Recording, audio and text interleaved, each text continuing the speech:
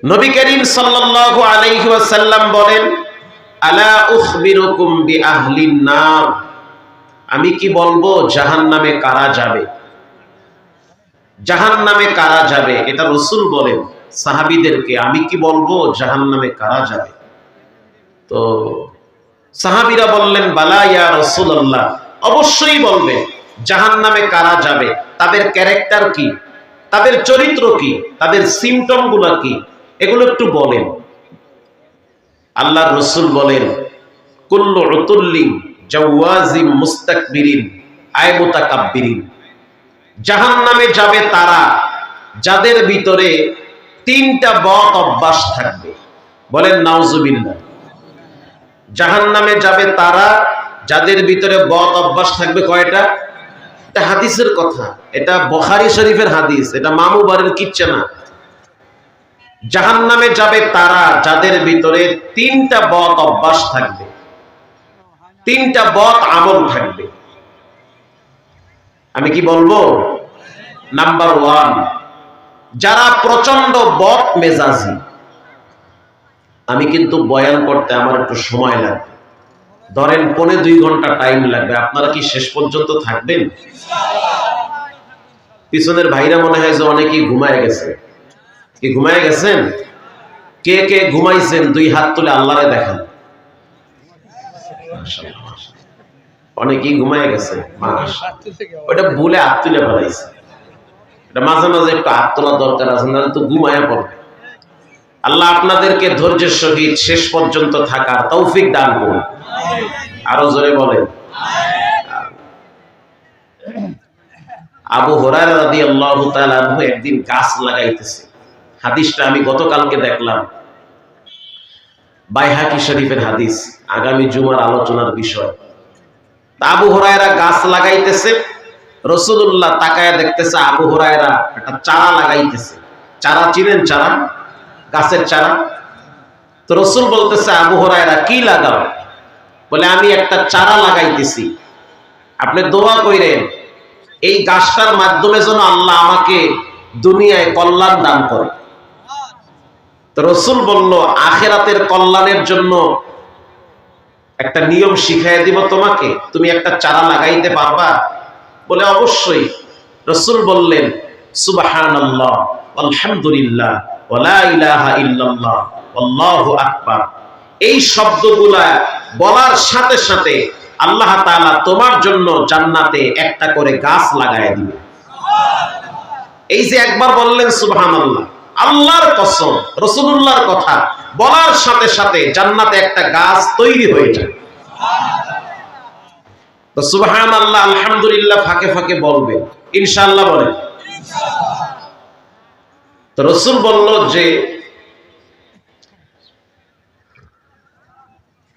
জাহান্নামে তারা যাবে যারা প্রচন্ড বদ মেজাজি, কথায় কথায় গালাগালি করে। 19 থেকে 20 হয়ে গেলে ভাষার ব্যালেন্স নষ্ট হয়ে যায়। নাই এমন মানুষ? মা বাবা তুলে গালাগালি করে। অনেক হাজি সাহেবও আছে, হজ করে আসার পরে দেখি টুপি খুললে আর একজনের গাইলে। উনি কয় 100 বার, কথা তো ঠিকই। তো যাদের ব্যবহার খারাপ, ভাষা খারাপ, রাসূল বলেছেন তারা যেন অপেক্ষায় থাকে তাদের রব তাদেরকে মাথা নিচের দিকে দিয়ে পা উপরের দিকে উঠায়া বাইন্দা ছেঁচড়ায়া জাহান্নামে ফেলাবে। কারণ জিহ্বা কারো বাবার দেওয়া পৈতৃক সম্পদ না। যেই জিহ্বা দিয়া গালি দিচ্ছেন এটা কার দেওয়া? এটারে বেকা বানায়া ক্যান্সার দিয়া ভিতর দিয়া রক্ত বাইর করতে পারে আল্লাহ, অনেকের বাইর করে। তো আল্লাহ আপনার জিহ্বাটার চমৎকার একটা স্বাদ গ্রহণ করার বস্তু দিয়েছে, কথা বলার শক্তি দিয়েছে। তাই বলে যাকে তাকে গালাগালি করবেন, যাকে তাকে নিয়ে উপহাস করবেন, এটা হতে পারে বদ মেজাজওয়ালা ব্যক্তি। কিছু মানুষ আছে যারা বাহিরে মেজাজ দেখায়, ঘরে গেলে এরা পাত্তা পায় না। মানে বউয়ের লাগে যদি মেজাজ দেখায়, বউ এমন জাড়ি মারে, ডরের ঠেলায় দৌড় মারে। বউরে যদি কয় 1 কাপ চা দাও, কয় তুই লইয়া খা, যৌতুক খোর। আছে না নাই? এটি ধনী ফ্যামিলিতে বেশি আছে। ছেলে মেয়েরা পাত্তা দিতে চায় না, কিছু বললে ধমক দেয়, বৃদ্ধাশ্রমে যাও নাইলে মসজিদে গিয়া জিকির করো। তো ঘরে যারা পাত্তা পায় না এরা রাগ দেখায় বাইরে গিয়ে, তো বাইরেও রাগ দেখাইতে পারে না, ঘুরে ফিরে মসজিদের ইমাম আর মুয়াজ্জিনের লাগে ঠেলাঠেলি করে। এই কোয়ালিটির কিছু মানুষ এই দেশের ভিতরে আছে না নাই? অভাব না। ঘরে কথা বলার কোনো অপশন নাই, কিছু বললি ছেলে মেয়েরা বলে বাইন্দা ধরলে এখন ঘরের মধ্যে একটা বস্তা দিয়ে যাইতে ধরবো, ডরে ঘরেই ঘুমায় না। চার দোকানে গিয়া যদি কয় চা দাও, এত গরম ভাবে কেন চা চাও, তোমার ব্যবহার খারাপ, তোমারে চা দিব না, আর এক দোকানে গিয়ে যাও। রিক্সাওয়ালারে কয় রিক্সাওয়ালা যাবা, পাও আছে না হাঁটতে যাও, তোমার ওই খেট খেটে মেজাজ চলো আমি নিবনি তোমার। তো বদ মেজাজ যারা, যাদের ব্যবহার খারাপ, তারা কখনোই বাহিরে আর ঘরে সম্মান পায় না, তাদেরকে মানুষ দেখতে পারে না। রাসূল তো কথা আরো আগেই বলছেন, যাদের ব্যবহার খারাপ তাদের ঠিকানা কোথায়? জাহান্নামে।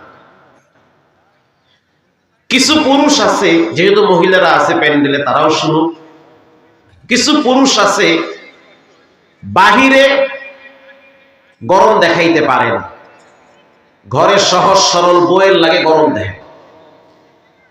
বাজারে গেছে মাছ কিনতে, তারাস নদীর মাছ ওঠে না মাঝে মাঝে, গিয়া দেখে বিশাল এক বোয়াল বেটকায় রয়েছে। তো মাছওয়ালারে বলতেছে তোমার মাছের দাম কত? কয় 1350। যে কিনতে গেছে এ কইতে আছে 30 টাকায় দিবি।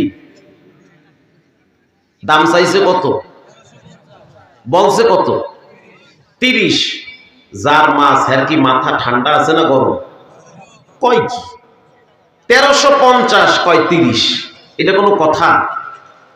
মাছওয়ালায় তো রাইতে আর ঘুমায় নাই, মাছ ধরছে, মেজাজ তো ফুল গরম। জোতা হাতে লইয়া কয় তোর বাপ জীবনে মাছ খাইছে? তো যে বলছে 30 টাকা, হে তো মনে করেন হ্যাঁ জোতা ধুইয়া মারছে দৌড়। কারণ মাছওয়ালার ব্যবসা বেশি ভালো না, চল দিয়া মাছ মারে না জানি ওইটা আমার বিধি মারে।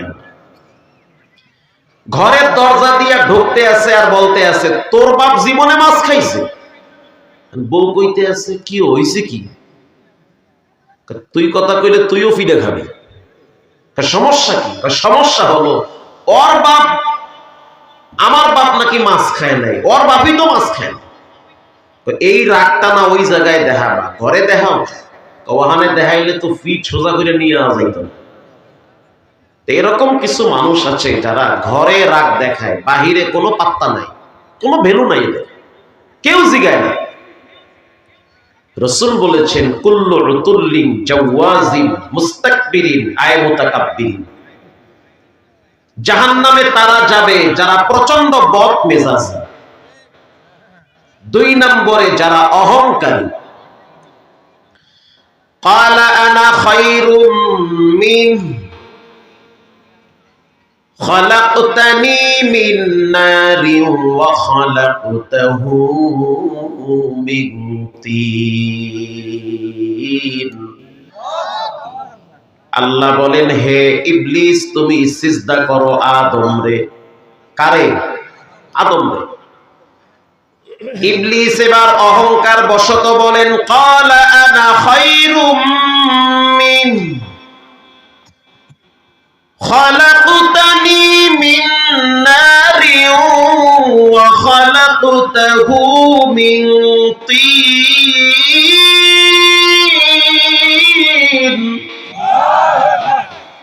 আমি হইলাম আগুনের তৈরি আর হ্যাঁ তো মাটির তৈরি। আগুনের পাওয়ার বেশি না মাটির পাওয়ার বেশি? আগুন তো পুইরা শেষ করে ফেলায় সব, মাটির পর্যন্ত পুড়ে ফেলে আগুন। তা আমার গতি উপরে, মাটির গতি নিচে, আমি কি লেগে হ্যাঁ সামনে মাথা নত করব? এর চেয়ে তো আমি দামি। এটারে কি বলে? অহংকার। আল্লাহর রাসূল বলেন যার ভিতরে অহংকারী ভাব থাকবে সে জান্নাতে যেতে পারবে না। আর এই সমাজের ভিতরে সবচেয়ে বেশি অহংকারী হয় যারা সুদ খায়। সুদখোর, এরা আল্লাহর সাথে যুদ্ধ করার ঘোষণা দিয়েছে। আমনে তো কন নাউজুবিল্লাহ, হেরা তো কয় আউজুবিল্লাহ। প্রিয় সুদখোর ভাইরা, সুদ খাবেন না। আহাল্লাল্লাহুল বাইআ ওয়া হাররামার রিবা। সুদকে হারাম করেছেন কে? আপন মায়ের সাথে জিনা করলে যেই অপরাধ, তার চেয়ে বেশি অপরাধ হয় যে সুদ খায়। আল্লাহর সাথে যুদ্ধ ঘোষণা করে যারা সুদ খায়। যারা সুদ খায় তাদের মৃত্যুর সময় জবানে কালেমা আসবে না। সুদখোরের কবরের ভিতরে জাহান্নামের রাস্তা, ওটার সাথে অ্যাডজাস্ট করে দিবেন কে? সুদখোর ভাইরা, বিনয়ের সহিত বলি, সুদ খাবেন না। সুদ খাওয়া মহাপাপ। যে ব্যক্তি সুদ খায় সে যেন নবীর সাথে দুশমনি করে। সুদ খাওয়া যাবে? খায়েন না সুদ। এর চেয়ে বেশি কইলে আমি যাইতে পারি কিনা আবার আল্লাহ জানে। কেন রাস্তায় খাড়ায় যায়, হুজুর কইছেন কি আপনি? আমারই আগে সাইজ করি। ভয় নাই কই আমনে কইবেন চালায়া যান, পরে যখন সাইজ করবে তখন কবে এত পাওয়ার দরকার কি? ঠিক না বেঠি? তারপরেও বলতে হবে। কে কি বললো, কে কি করলো, এটা দেখার বিষয় না। একজন আলেম জীবনের সর্বোচ্চ ঝুঁকি নিয়ে কোরআন হাদিসের সঠিক কথা বলবে। সুদ খাওয়া যাবে না। বাহ্যিক ভাবে সুদ খাইলে মনে হয় অনেক টাকা কামাই করে, আসলে না, আরেক দিক থেকে তার নেমে যায়। সুদখোরের ছেলে মেয়ে কখনোই মা বাবার অনুগত নেককার সন্তান হতে পারে না, তারা হারামখোর হয়। যেই লোকটা সুদ খায় তার বউ জানে না যে আমার জামাই সুদ খায়? কথা কন না। তো বউ যদি জামাইরে কয় যে তুমি সুদ খাবা না, তোমার পাও ধরছি। একটা পুরুষ যতই শক্তিশালী হোক আর যত শক্ত দিলের হোক, সে তো নারীর কাছে গেলে দুর্বল হয়ে যায়। তো ম্যাডামরা কেন কয় না যে সুদখোর জামাই, সুদ খাইলে কিন্তু তোমার সংসার করুন না, এটা বলুক, এইটা কইবে না। না, জামাই যদি কয় বিয়ে আর একটা করবো, গোলামের ঠ্যাঙ্গের গোড়া কাটতে দিব। কথা কন না। ও জামাই বিয়ে আর একটা কর কথা কইলে তখন মাথা গরম হয়। আর জামাই যখন সুদ খায়, গরিবের রক্ত চুষে খায়, জামাই যখন দুর্নীতি করে, চুরি করে, তখন ঘরের মা বোনেরা কেন বাধা দেয় না, কেন প্রতিবাদ করে না, কেন স্পষ্ট বলে না সুদখোরের ঘরে আমি সংসার করতে চাই না? স্পষ্ট জানিয়ে দেয়। এই 2-4-5টা বউ যদি বাপের বাড়ি গিয়ে খুঁড়া মারে যে সুদখোরের লাগে থাকুন না, তাহলে এই সমাজে কোন সুদখোর থাকবে? থাকবে না। প্রিয় ভাইরা আমার, আল্লাহর রাসূল বলেন জাহান্নামে তারা যাবে যাদের ভিতরে অহংকারী ভাব আছে। 3 নম্বরে যাদের অন্তরের ভিতরে বিদ্বেষ রয়েছে। গ্রামের মানুষ বিদ্বেষ বুঝবেন না, হিংসা রয়েছে। হিংসা বুঝেন? আরেকজনের উন্নতি দেখলে আপনার কলিজার মধ্যে কামড় মারে। ভাই, আপনি আর সে দুইজনে তো একসাথে স্কুলে পড়তেন, এখন তো আপনি মাটি কেটে পেট চালান, আর আপনার দোস্ত তো সেনাবাহিনীতে চাকরি করে। তো আপনার উচিত যে সেনাবাহিনীতে চাকরি করে, আলহামদুলিল্লাহ, ভালো, দোয়া করি আল্লাহ তার আরো সফলতা দান করুন। কথা ঠিক না বেঠিক? আপনার বাড়ির পাশের একজন ব্যক্তি ঢাকায় গেছে। ঢাকায় যাওয়ার পরে হঠাৎ তিনি আস্তে আস্তে কিছুদিনের ভিতরে বড়লোক হয়ে গেছে। এখন আপনার উচিত তার পিছনে না লেগে বরং তার জন্য দোয়া করা, দয়ার মালিক আল্লাহ তুমি তার আরো সফলতা দান করো, আরো ভালো রাখো। হিংসা কাকে বলে? আল্লাহ আপনাকে যেটা দিছে ওটা আমার কলিজার ভিতরে কামড় মারে। কেন লেগে আল্লাহ আপনার এত ভালো রাখে? কেন আপনি ভালো চলেন? আপনার ছেলে মেয়ে কেন কথা শুনে? আপনি না খাইয়ে মরতে পারেন না? এই যে ভিতরে জ্বালা পোড়া, এটাকে কি বলে? হিংসা।